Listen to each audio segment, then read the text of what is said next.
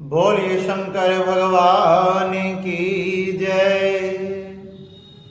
आप सभी को बुद्ध प्रदोष की हार्दिक शुभकामनाएं। एक समय श्री सुज्जी महाराज शौनकादिक 88,000 ऋषियों को कहने लगे।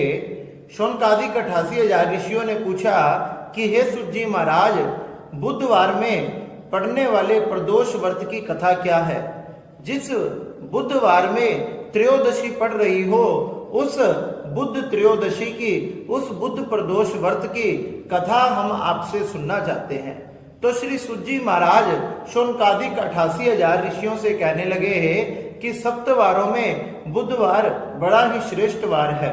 बुधवार को सभी व्यक्ति भगवान गणेश के नाम से भी जानते हैं तथा बुद्ध के नाम से भी जानते हैं। इसमें पड़ने वाली त्रयोदशी तिथि को प्रदोष बुद्ध तथा बुद्ध त्रयोदशी या बुद्ध प्रदोष व्रत के नाम से जाना जाता है।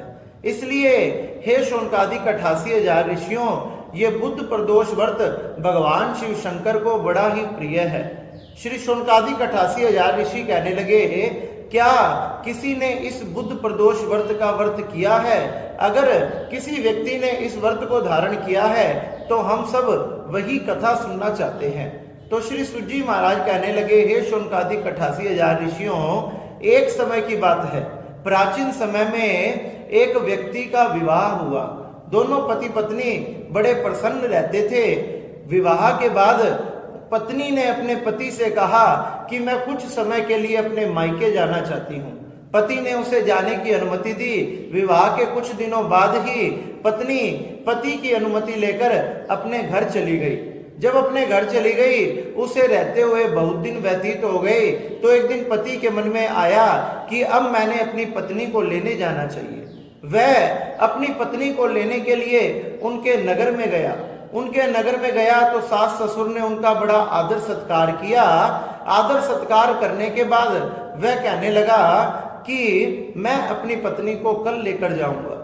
सास ससुर ने कहा कि कल तो बुधवार है और बुधवार को कभी भी एक बेटी को अपने माता पिता के घर से नहीं जाना चाहिए।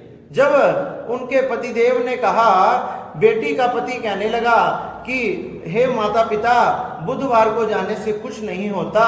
माता पिता बार बार समझाने लगे कि बुधवार को जाने का बहुत बड़ा दोष होता है। एक बेटी ने कभी अपने माता पिता के घर से बुधवार को विदाई नहीं लेनी चाहिए।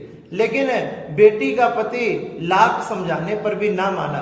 वह कहने लगा, कुछ नहीं होगा, जो होगा देखा जाएगा। इस प्रकार से अपने सास ससुर के लाख बार मना करने के बाद भी उसने एक भी ना मानी तथा अपनी पत्नी को साथ लेकर वहां से विदा होकर अपने नगर की तरफ बढ़ने लगा।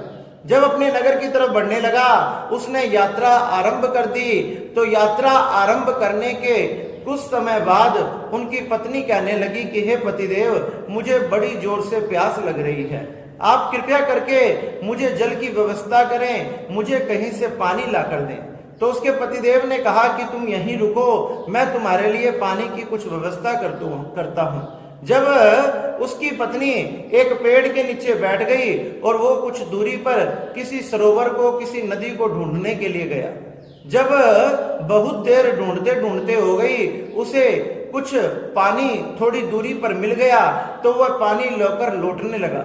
जब पानी लेकर लौटने लगा तो दूर से ही उसे आवाज सुनाई दी कि मेरी पत्नी मानो किसी पुरुष से बात कर रही है और हंस हंस के बात कर रही है। जब उसने ये आवाज अपने कानों में सुनी तो वो दौड़कर अपने पत्नी के सामने पहुंचा और जैसे ही अपने पत्नी के सामने पहुंचा, वह आश्चर्यचकित रह गया क्योंकि उसने देखा एकदम उसी के जैसा पुरुष, उसी के जैसा रूप वाला, एकदम हमशक्ल उसके जैसा ही उसकी पत्नी के साथ बैठा है और बातें कर रहा है। पत्नी भी हंस हंस के उससे बातें कर रही है और उसके द्वारा लोटे में लाया हुआ जल को पान कर रही है। यह देखकर वह बड़ा आश्चर्यचकित हुआ तथा भागा भागा दौड़ा दौड़ा अपनी पत्नी के सामने पहुंचा।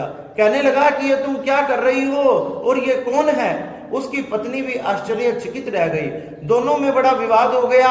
पत्नी सोचने लगी कि मेरा असली पति कौन सा है, क्योंकि ये दोनों तो एक जैसे हैं। जब विवाद बढ़ने लगा तो लोग इकट्ठे हो गए और जब लोग इकट्ठे हो गए तो वहां के कुछ सिपाही भी आ गए। जब वहां सिपाही आए तो दोनों को पकड़कर राजा के पास ले गए और कहने लगे, राजा ये कह रहा है कि इस औरत का पति मैं हूं और ये कह रहा है कि मैं हूं। जब दोनों राजा के सामने पहुंचे तो उस औरत का पति सोचने लगा कि अब तो राजा मुझे दंड देगा और मैंने कोई अपराध भी नहीं किया। वह हाथ जोड़कर भगवान शंकर को याद करने लगा, भगवान शंकर को याद करने लगा, बुद्ध देव को प्रणाम करने लगा, कहने लगा कि हे शंकर भगवान मुझे क्षमा करो, मेरे सास ससुर ने मुझे बहुत समझाया था फिर भी मैंने उनकी बात नहीं सुनी, आप मेरे अपराधों को क्षमा करो तथा मेरी रक्षा करो। भगवान शंकर की कृपा से जो वह दूसरा व्यक्ति था वो उसी समय अंतर ध्यान हो गया। राजा को पता लग गया कि यही इसका असली पति है। उसने उन पति पत्नी को दोनों को राजमहलों से भेज दिया और दोनों पति पत्नी ने भगवान शंकर को नमस्कार किया तथा प्रणाम किया तथा अपने भूल की क्षमा याचना की। हे भगवान, हे भोलेनाथ, आज आपने हमारी रक्षा करी है और आज भी बुधवार है और आपकी सुंदर तिथि त्रयोदशी है। आज से हम आपके बुध प्रदोष का, बुध त्रयोदशी का व्रत करेंगे तथा आपका पूजन करेंगे। इस प्रकार से वह पति पत्नी बुध प्रदोष का, बुध त्रयोदशी का व्रत करने लगे तथा भगवान की कृपा से धन दान पुत्र आदि से युक्त होकर अंततः समस्त सुखों को भोगकर भगवान के शिव लोक को चले गए। इस प्रकार से जो भी व्यक्ति बुध प्रदोष का, बुध त्रयोदशी का व्रत करता है भगवान शंकर उस पर बड़ी कृपा करते हैं।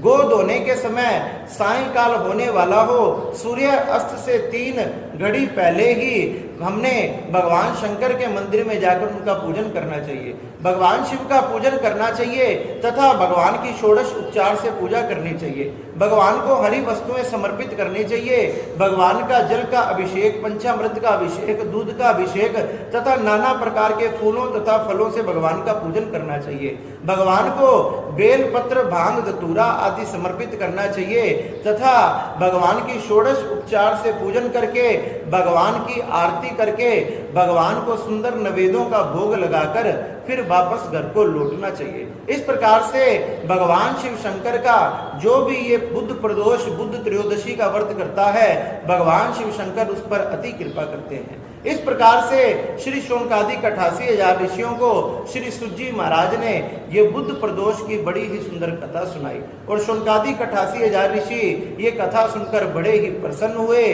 और भगवान की जय जयकार करने लगे। इसलिए आप सब भी मिलकर बोलो, शंकर भगवान की जय। नमः पार्वती नमः, हर हर महा